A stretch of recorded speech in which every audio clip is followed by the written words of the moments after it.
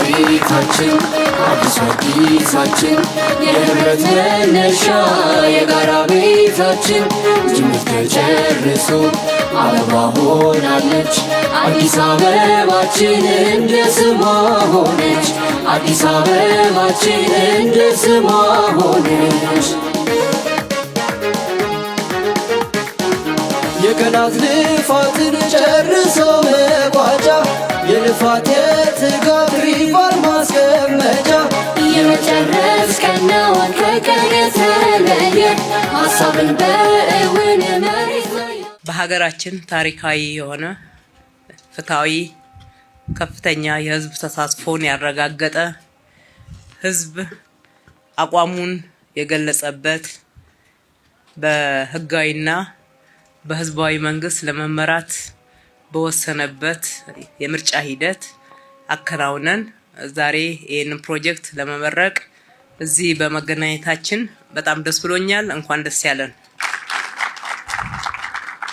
እንደሚታወቀው የዲኤንኤ የስነ ምረዛና የፎረንሲክ ምርመራ ልቀት ማዕከል በሀገራችን በአብዛኛው በተደራጀ መንገድ እዚህ ኢንድ ቱ ኢንድ መስራት በሚያስችል ደረጃ ለመጀመሪያ ጊዜ ተሰርቶ ለምርቃት መብቃቱ ነው። ዳግማዊ ምኒልክ ሆስፒታል አንጋፋ በዘመኑ ዘመናዊ አገልግሎትን ሲጀምር ስመጥር የነበረው ሆስፒታል በሂደት ሌሎች ከኋላ የመጡ እየቀደሙት ዘመናዊ መሳሪያዎችንና ዘመናዊ የሆነ የአገልግሎት መስጫ ቦታዎችን በተደራጀ መንገድ ይዘው ዳግማዊ ምኒልክ ሆስፒታል ግን በሂደት ስም ብቻ ይዞ ወደ ኋላ የቀረበት ከለውጡ ወዲህ ግን ስሙን ይዞ እንዲቀጥል ምግባሩ አገልግሎቱ አጠቃላይ የተገጠሙለት ዘመናዊ መሳሪያዎች ያንን አንጋፋነቱን መልሶ እንዲዝ ማድረግ የሚያስችል ደረጃ ላይ በማድረሳችን እጅግ በጣም ደስተኞች ነን። በዚህ የምትሰሩ ባለሙያዎች ሁሉ እንኳን ደስ ያላችሁ። ከ10 ቀናት በፊት በምርጫ ዋዜማ በምስራቅ አፍሪካና በኢትዮጵያ የመጀመሪያ የሆነ የላፍቶ ስፔሻላይዝድ ሆስፒታልን መርቀን ለአገልግሎት ማብቃታችንን እናስታውሳለን። ዛሬም እንደተለመደው ቃላችን በተግባር ነውና የዳግማዊ ምኒልክንም በተመሳሳይ በቅርብ ቀን ለአገልግሎት እናበቃለን ባልነው መሰረት የዲኤንኤ የስነ ምረዛና የፎረንሲክ ልቀት ማዕከልን እነሆ ማለት ችለናል።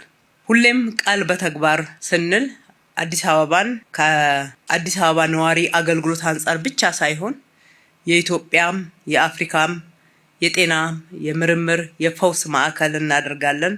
በቁርጠኝነት ኢትዮጵያችን የጤና ቱሪዝም መዳረሻ መሆን ይገባታል ብለን እንደ ሀገር ያስቀመጥነው ራዕይ ግንባር ቀደም በመሆን በመተግበር ጭምር ነው። ዛሬ የመረቅነውም የዳግማዊ ምኒልክ የዲኤንኤ የስነ ምረዛና የፎረንሲክ ምርመራ ማዕከል ከህዝባችን የሰበሰብነውን ግብር በታማኝነት በትጋት በቁጠባ ከፍ ባለ ሁኔታ ቅድሚያ ለህዝብ በመስጠት 72 እጁን በጀታችንን ለህዝብ አገልግሎት መልሰን ያዋልንበት መሆኑን የሚያሳይ ተጨማሪው ማሳያ ነው። ይሄ ማዕከል በኢትዮጵያ ፍትህ የህክምና የፎረንሲክ ሳይንስ ውስጥ አዲስ ምዕራፍ የከፈተ ዘመናዊ ፎረንሲክ ህክምናና የስነ ምረዛ ልቀት ማዕከል በሀገራችን ለመጀመሪያ ጊዜ በተሟላ የሳይንስ መስፈርት መሰረት የተደራጀ ማዕከል ነው።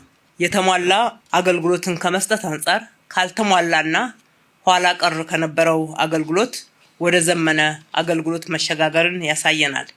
ቀደም ሲል የነበረውን ያልተሟላ ያልዘመነ የአስክሬን ምርመራ አሰራርን በማስቀረት ወደ ሳይንሳዊ በቴክኖሎጂ የተደገፈ አገልግሎት መስጠት መሸጋገራችንንም ያበስራል። በተጨማሪም የዲኤንኤና የሰው መለያ ቴክኖሎጂ አገልግሎትን እንዲሁ ለአገልግሎት ማብቃታችን በሀገራችን የመጀመሪያው በመሆኑ በርካታ ወጪዎችንም እንግልትንም የሚያስቀር እንደሆነ ሁላችንም እናስተውላለን።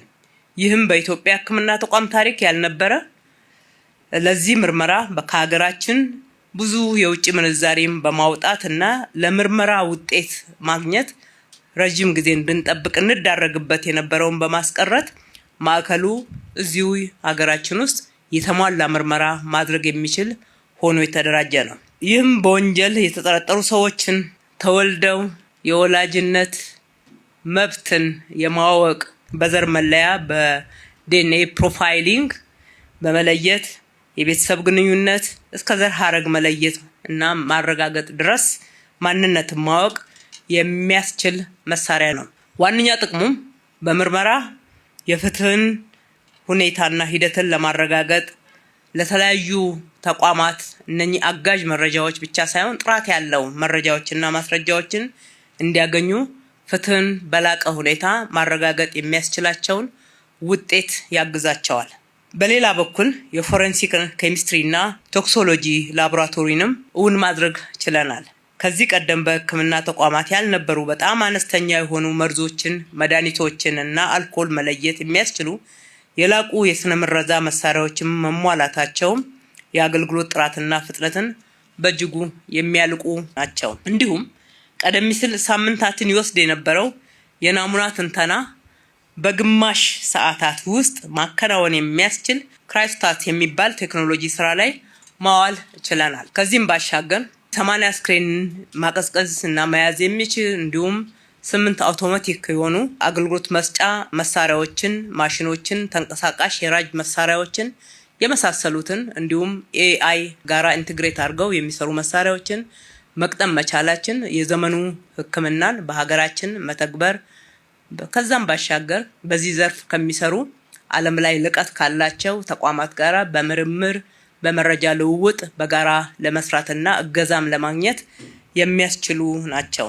በአጠቃላይ ይህ ሕክምና ማዕከል የሀገሪቱን የፍትህ ስርዓት ውጤታማነት ከፍ በማድረግ ለማዘመን በሳይንሳዊ ማስረጃ ላይ የተመሰረተ የወንጀል ምርመራን ለማካሄድና ለህዝብ ጤና ጥበቃና እንክብካቤም ከፍተኛ ብሔራዊ ውጤትና ጥቅም ያለው ማዕከል ነው። ስለ ሕክምና ስናወራ አክሞ በማዳን ብቻ ሳይሆን በመከላከልም ጭምር እንደሆነ ከተማችን በሕክምና ብቻ ሳይሆን ከአክሞ ማዳን በፊት መከላከልን ትኩረት በማድረግ ከተማችንን ጽዱ፣ ለመኖር ምቹ፣ ከብክለት የጸዳች በማድረግ በኩል ከፍተኛ እንቅስቃሴ አድርገናል። ስራዎችን ሰርተናል፣ ውጤት አግኝተናል።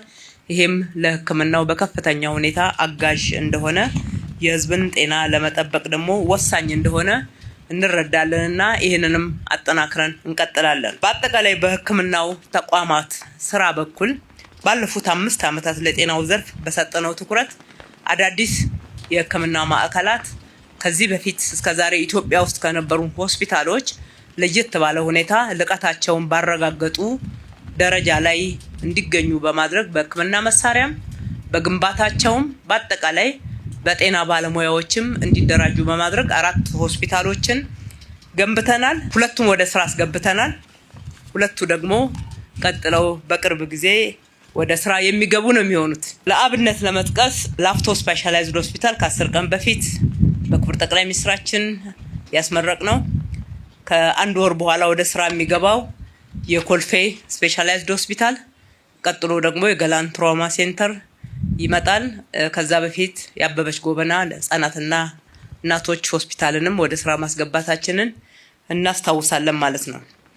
ይሄ ብቻ ሳይሆን የምንከተለው የመንግስታችን መርህ አዳዲስ መስራትና ጎዶሎችን መሙላት ብቻ ሳይሆን ነባሮቹ ያለባቸውንም እጥረት መቅረፍ እንደዚሁም ያለባቸውን ጎዶሎ መሙላት፣ ማሻሻል፣ እሴት መጨመር፣ ማላቅ በመሆኑ ምክንያት ማስፋፋት